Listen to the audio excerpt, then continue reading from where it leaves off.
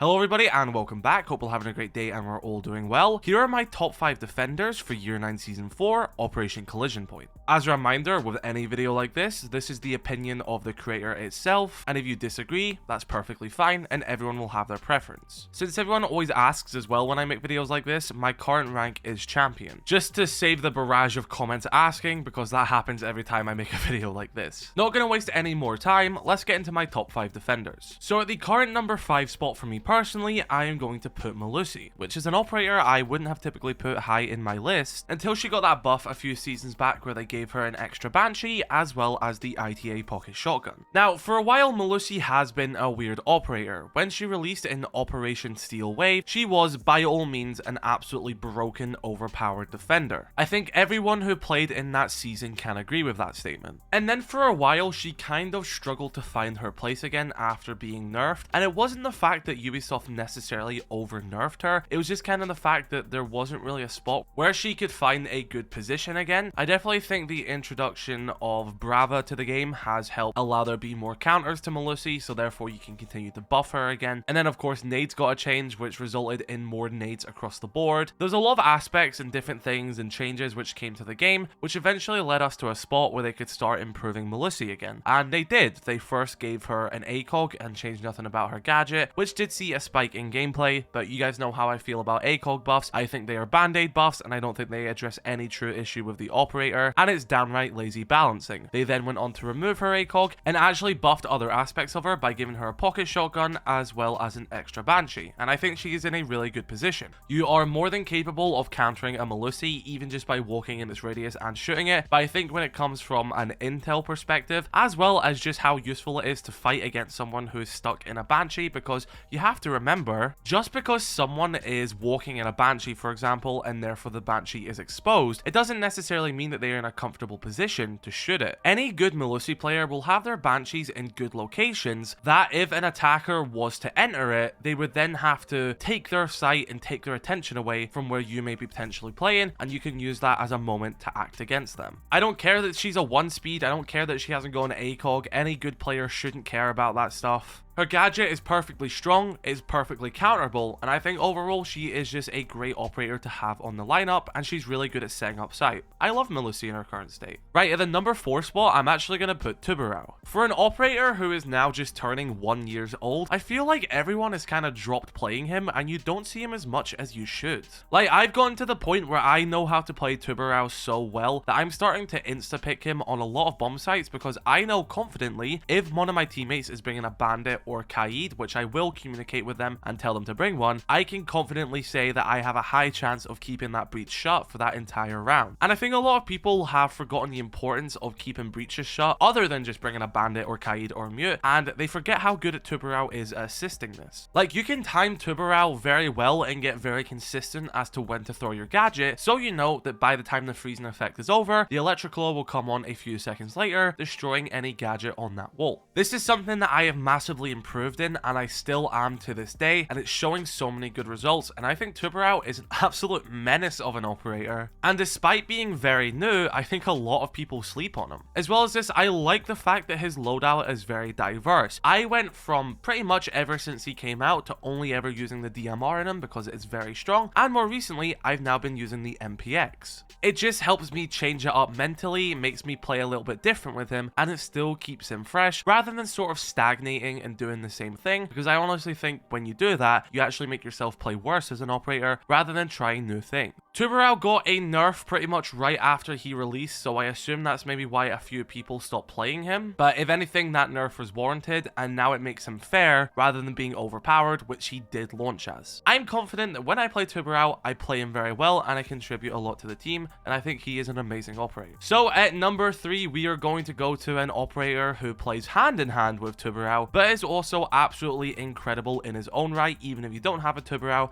and that is of course Kaid. Listen, Bandit lovers, I love Bandit too. I play Bandit all the time as well. I love the MP7, don't get me wrong, but Kaid is simply just better. The versatility of the Electric Claw, the fact that the Electric Claw is still the only gadget in the game which can electrify a hatch, the amount of area he can cover with just one of them just simply makes Kaid a really solid operator and probably one of the most necessary operators to always bring on defense. I mean, there is a reason why he is one of the most banned defenders in the game. That is because he is simply extremely useful. Now, I wouldn't necessarily say that Kaid is overpowered, not at any stretch of the imagination. It is just the fact that he is very, very required. I think that was an issue with Ubisoft's balancing philosophy at one point, is that they couldn't really distinguish what was simply a required operator compared to an overpowered operator. They were kind of merged together, it seems like they would think. Because, for example, back in the day, Jaeger was the most picked defender in the game. Consistently, you would always see a Jaeger picked on the team. We're not talking about the era where he had ACOG, that was dumb, he should never have had ACOG. I'm talking about the era where he had no ACOG, he was a 3-speed, heck, even the time he got pushed down to a 2-speed, simply, he was just a useful operator whose gadget was required since attack had so many projectiles. But I fear that Ubisoft just kept pushing him down to a state where he wasn't really desirable anymore, and we kind of have this current era of Jaeger where not really many people want to play them. I've tried to pick him up a bit more and I do love him, but I understand that he isn't the desirable pick like he used to be. But to me, Kaid is an operator who can be compared similar to Jaeger, where he isn't necessarily overpowered, he just has a very important gadget.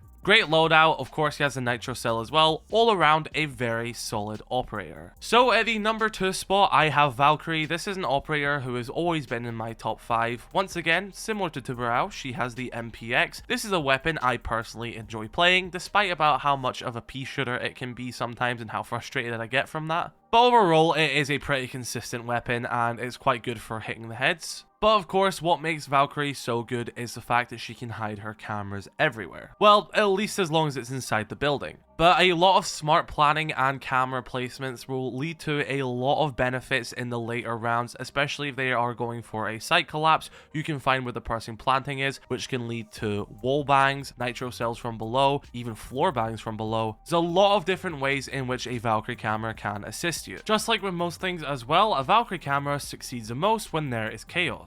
You're having a head-on gunfight with someone, you're not going to think to look in the corner of the room and see if a Valkyrie camera is there. At least, maybe you will after you've potentially won the gunfight, but that intel was already given to that defender, and they were still benefiting from Valkyrie. An absolutely incredible operator which exceeds at intel, and it's crazy for me to think that she was the second ever defender added to the game in post-launch content, purely because how much of an in-depth and interesting gadget she has, and it's really impressive to see how well she has held up, even with nerfs, since 2016. But without a doubt, my top operator of Operation Collision Point is anyone's surprise. He's been the top for so long, it's Lesion. Again, I will always say the buff which came in Operation Heavy Metal was extremely undeserved. It made him way too overtuned, and I simply think he is currently a one-man army. He can set up sight using his pocket shotgun. The goo mines have a multitude of different uses. Not only are they a trap by doing damage the moment someone stands on them, they are also, probably even more importantly, an intel device, because if someone stands on a goo mine, it emits a loud detonation noise, which means, oh,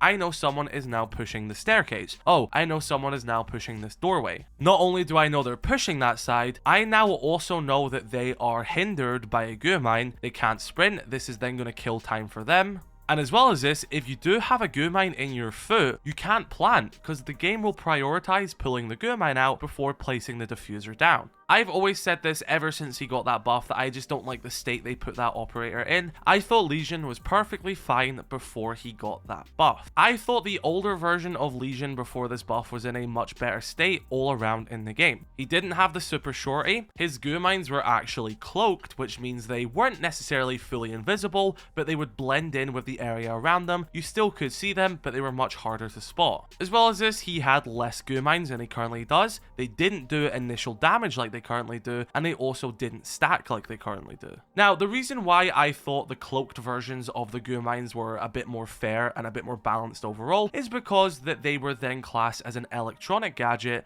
because of this cloaking effect. And if a gadget is electrical, that means that IQ can see them on her scanner, EMPs can disable them, whether that's Impact or Thatcher, and most importantly, which I thought was actually quite a solid counter to Legion, was the fact that Brava could actually hack goo mines, and then defenders could stand on a friendly goo mine. Pretty much Legion would have the same counters as Kapkan did. And I thought this made Legion an interesting operator, and as me who would play Legion, I still thought he would excel at intel, because I would have a goo mine on a staircase, someone would step on it, I now know that someone is there. From that attacker's perspective, they did not get an initial damage for standing on that, but now they have to pull that goo mine out, or else they will start taking damage, and of course they are at that disadvantage because they can't sprint. From both Legion's perspective and the attacker's perspective there, I thought that was really fair for both parties. I thought the interaction he had with Brava and any other electrical gadget counter in the game was really interesting, but then they done this buff, removed the cloaking, which therefore made it a mechanical gadget instead, which means none of these things would apply to it, and I think it just took a lot of the interesting depth out of Legion's goo mines and just made him more of a frustrating gadget. And I don't know, I think I'll just always dislike this buff to Legion. I think they heavily backpedaled years of really good balancing which was done to that operator, and I think they just blew it out of proportion. So from a gameplay standpoint and Operation Collision point,